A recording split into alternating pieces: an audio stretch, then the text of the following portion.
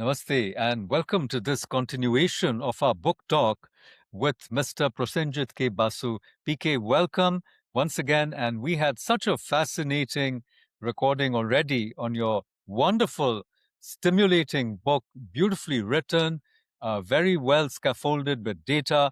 Uh, India Reborn. Can you please hold it up? Here it is. Great. Congratulations once again on your book. And viewers, if you remember, we paused our conversation at this very tantalizing juncture of India gaining independence under the pressure of the naval ratings mutinies and, of course, fatigued Britain after World War II. I didn't bring in, the American influence. They wanted India to be independent as well, etc., etc. But I think you make this fascinating point in your book that though India gained political independence in 1947 on the 15th of August, we didn't actually gain economic independence. We were still a part of this colonial global system, a system which the dependentistas have called the development of underdevelopment. We were always tied, as it were, to the apron strings of the imperial powers. Maybe we still are. But yeah, please take us through your fourth, and I think fascinating thesis on India's economic, I would say, Swaraj. And in fact, that will also bring us up to date in your long survey of this civilization trying to, as it were, the real Indian Renaissance, trying to be reborn and reborn, with renewed power, vigor, and vitality, what Sri Aurobindo calls new creation. It's not just that backward looking idea of going back and what they used to call revivalism. Please, viewers, we are not making a revivalist case at all. We are actually talking about learning from the past and taking the best influences, even from the West. Frankly, this is not an East versus West conversation at all, but we really want to see the tremendous potential of India being realized. So over to you, PK. Yeah, so we got our political independence in 1947. I argue that we really got it on the 19th of February 1946, but it was eventually the divided India was created in August 1947.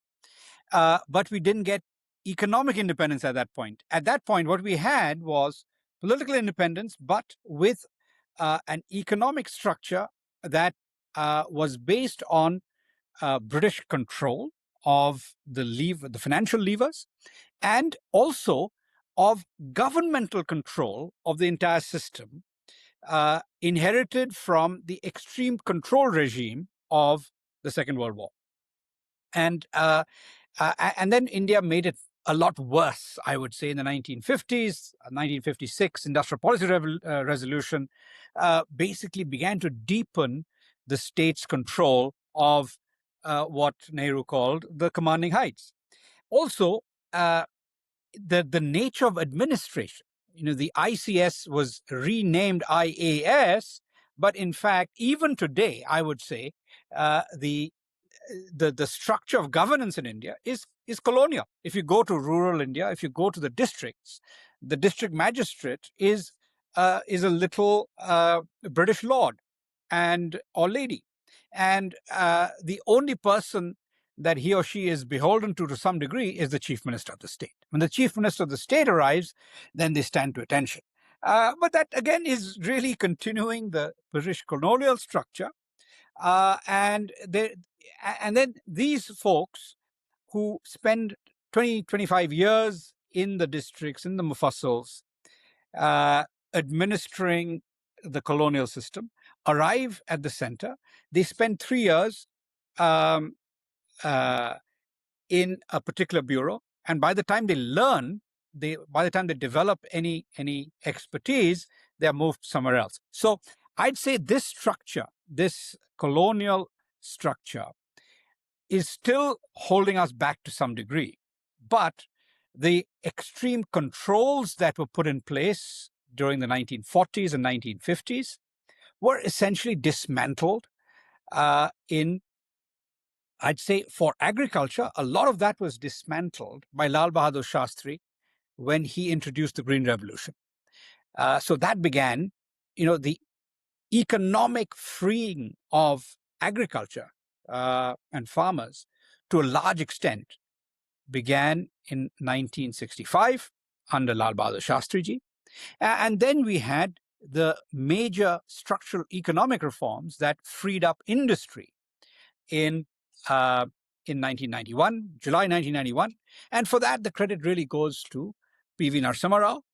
Uh, and then subsequently, we had further important economic freeing up by Vajpayee ji, the telecom sector reforms that unleashed the power uh, of telecommunications as a tool for the entire nation, for every Indian to have the ability to communicate rapidly, was transformative. And so I would say the telecoms and transportation revolution through the Golden Quadrilateral was Vajpayee's greatest contribution. And then also he introduced the Right to Education Act, which basically ensured that every Indian had the right to, and he made it compulsory for all children until the age of 14 to get proper primary education. So universal Can I and come back compulsory. to PK? Can I come back to an earlier point that you made about what held us back? Don't you think that an overlay, obviously of the colonial system was a terrible strangulation on the, Indian economy and our basically our productive potential? As Gandhi himself said, by the way, Gandhi was a great economic liberal, but here you have his anointed heir and successor, our great Jawaharlal Nehru, who brought in the Soviet model of an economy of command and control, these 5-year plans, and the result was this Hindu rate of growth. I mean, a Fabian Don't call it socialist. Hindu. Please don't call it Hindu. Yeah, Yeah. please. Yeah. I mean, I'm just saying, pejoratively called Hindu, Yes. and today we are disproving it. But I'm just saying that I think that this whole idea of a socialism, that he learned as a young man in Cambridge and elsewhere, then he imposed that upon India, and then the Babus became like these commissars, carrying out these.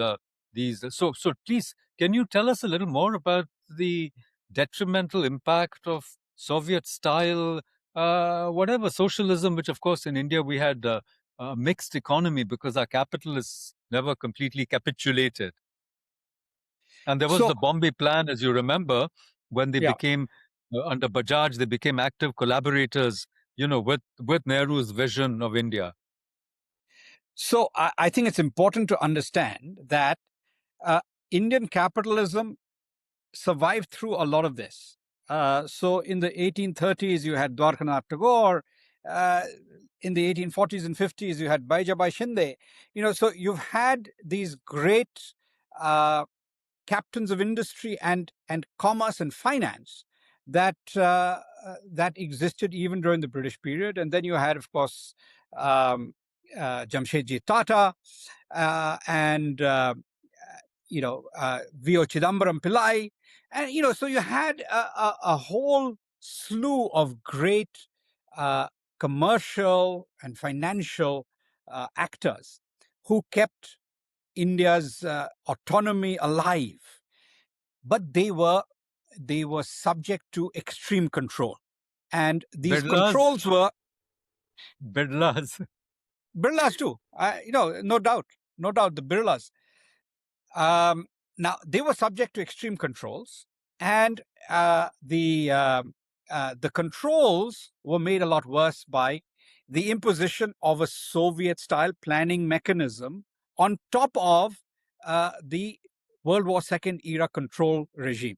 So uh, they basically empowered the bureaucrats when the bureaucrats really had no ability to implement the ideas of a Soviet system. Now, the Soviet system itself was largely a failure, except when it was forced through. So, the industrialization of the 1930s under Stalin basically resulted from the killing of about 5 to 15 million so-called kulaks. The wealthier agricultural interests were just slaughtered. And, even in Lenin's times, there was a famine that resulted in 5 million deaths, and that forced him to go for the new economic policy. Now, Stalin did achieve rapid industrialization in the 1930s, but only after killing millions and millions of people. And in India's case, firstly, killing of millions was not going to be possible. And B, the second aspect, of course, was that it was only possible to industrialize in that way by squeezing agriculture. And that is essentially what happened. In the 1950s, we squeezed our agricultural system to such a degree that our agricultural performance was worse than Pakistan's in the 1950s and the early 1960s. And so we had the massive droughts and the PL480 situation in the mid 1960s that forced us to move towards a green revolution, which is what Shastriji introduced. And Shastriji's agriculture minister, by the way, is Jagjeevan Ram. So, the credit is always given to the wrong people. In our story, the credit is given to Indira Gandhi and C. Subramaniam. They're the wrong ones. The actual institutional changes were brought about by Lal Bahadur Shastri. And if anybody else deserves credit, if you want to give a Brahmin a credit like Sir C. Subramaniam, it wasn't him. It was L.K. Jha, who was in the PMO, who was implementing all of this. So now the point is that I point out that it was always the non-Nehruvians, the non-members of the Nehru family, who brought about every economic reform of significance in India, starting with Shastriji, Narasimha Rao, Vajpayee ji, and then Modi ji. I was just going to mention Narasimha Rao. I think, but what about Rajiv Gandhi? What about him? Yeah. So Rajiv Gandhi tried to bring about some change in the first year that after he became prime minister. But most of what he did in the end was disastrous for India, because from a macroeconomic standpoint, the key change he brought was the introduction of computers into our daily lives. But, people say that he deserves credit for the telecom revolution. No, because I went to America in 1987, and in 1994, I remember speaking at a telecom conference on India's telecom future in New York. And at that, that week, the Financial Times brought out a supplement, and it pointed out that India had 7 million telephones in the whole country in 1994. So 7 million. So, basically about 7% of all the people of India had a basic telephone. And to go from there to having universal access to telecommunications, which is what we have, which we had by about 2008 or 9, primarily because of the reforms undertaken by Vajpayee ji and Pramod Mahajan. And it was done in 1999 to 2001. And so you don't think Sam Petroda played some zero. revolutionary? Sam Petroda had no role. I mean, Sam Petroda is the most, had absolutely no role. I mean, I remember when I was in America, I had to, calling every Indian who used to call home used a special phone with a redial facility. You had to, you redialed about 100 times before you got through to India, international calling. And then, I remember, coming back in the year 2003 from America. I remember traveling from New York to Boston. My cell phone lines would drop.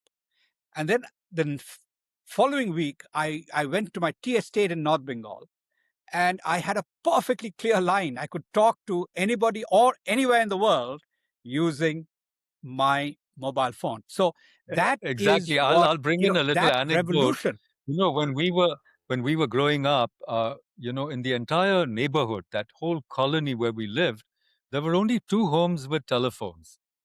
We had one, and then the chief executive of the company had one. And people would line up on Sundays to make calls and receive calls. And we couldn't say no because there were no phones. And then when I came back to India in 1986, I had to use a scheme for returning Indians where we demonstrated that we brought back foreign exchange in order to get a telephone connection. And I had to keep a deposit. It's just absurd.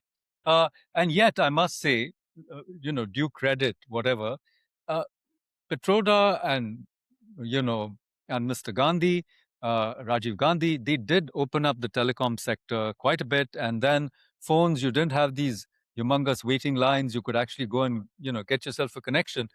Anyhow, but now let's come Very, in very the last, marginal change. Very yeah, marginal change. let's come to the But, last you know, section of the our main of thing our is it went conversation, from PK.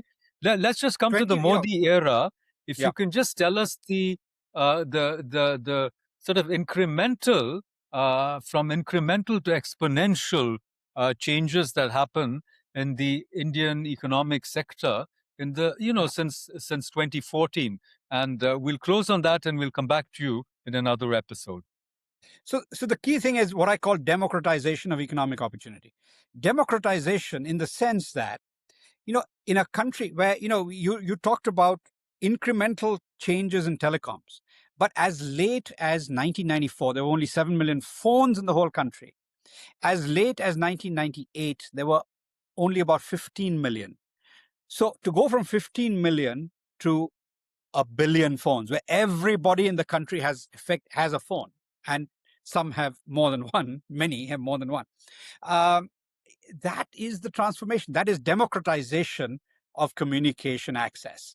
And similarly, what Modi ji has done is basically introduce universal access to bank accounts. Such a basic thing as, half of our population had no bank accounts until 2014.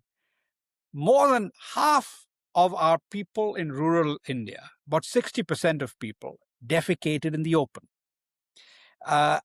These are disgraceful aspects of India at that stage. And just going back to that initial socialism point, Nehru did not have majority control of the Congress party in the 1950s. As late as 1951, his candidate for Congress president was defeated by Purushottam Das Tandon. Purushottam Das Tandon defeated J.B. Kripalani, who was supported by Nehru. So the socialist idea, Kripalani, Jayaprakash were socialists, but the non-socialists, Vallabhbhai Patel, Shyam Prasad Mukherjee, Purushottam Das Tandon, they were the majority. They were still the majority. And had we gone that way, we probably would have done a lot better, a lot sooner. But we got a lot of this in the Modi period. We have universal access to bank accounts now. I think this is the most democratizing, transformative change that has occurred, where everybody now has a bank account to which the benefits can be transferred. Anything that the government says is now due to you can be transferred directly to you without intermediaries. This is transformative. The fact that, someone like Mamata Banerjee can promise 1,500 rupees for every woman is only possible because of universal bank accounts. Now, similarly, things like open defecation is now more or less ended in the country because you've had this massive program of toilet building. Simple thing like toilets. Cooking gas access is now universal. So these are things that have truly transformed opportunities. You have massive access to the internet. So what this does is all of this has created the enabling environment for our people to benefit and to be entrepreneurial. So we now have a much more entrepreneurial society emerging. We have millions of startups all over the country that are benefiting from access to the internet, access to telecommunications of a world-class quality. But I think we still need a few other things. I'd say that we need a moral basis for society. And the moral basis of society basically, ultimately, comes from the majority faith. Everywhere in the world, that is the case. So I think, you talked about moral science in the schools and so on. Now, there has to be a form of education that is imparted that opens the minds of young children to science, technology, and its possibilities, but also roots them in, giving them a moral compass where, you develop some forms of discipline in society of the sort that Japan has. Something like manners in England. Manners beyond just laws. You have manners. In India, unfortunately, all of this is dead. So we do need some of this to come back. We need a moral basis of society so that discipline is reintroduced into our lives. People don't throw their garbage anywhere they feel like. We get rid of what Galbraith called private affluence among public squalor. Public squalor is something that is still a bane in this country, despite the Swachhata Abhiyan that Prime Minister Modi tried to introduce and popularize in his first couple of years in the prime ministership. So eventually, all of these things need, further leadership, because we definitely need cleanliness, swachhata, to be a very important aspect of our nationhood and our thinking. We need discipline. But the economic liberalism that has been that was introduced in 1991 across the industrial sector has unleashed a lot of our potential. Now we have, I think, the capability to grow much more rapidly. Over 9 of the last 12 years, India has been the fastest growing economy among the G20 economies. We need to do better. We can and should do better. I don't think that 7 or 8% annual real GDP growth is sufficient for a country like us, because we're still a low middle income country. We should be growing real GDP at 10% a year. We are capable of doing it. A lot of other economic reforms have occurred. Things like the Insolvency and Bankruptcy Code has significantly improved the credit culture and so on. But we also have some things that are pulling us back. For instance, the concept of reservations that, Ambedkar introduced the idea of reservations for scheduled castes and scheduled tribes for 10 years. And it has now become entrenched in our system. And we now have something, we have additional reservations for OBCs. So now what that does also is that anybody excluded from the reservation system is beginning to vote with their feet and leave the country. So this too is something that we need to stem. We need to stem this exodus of the brightest minds.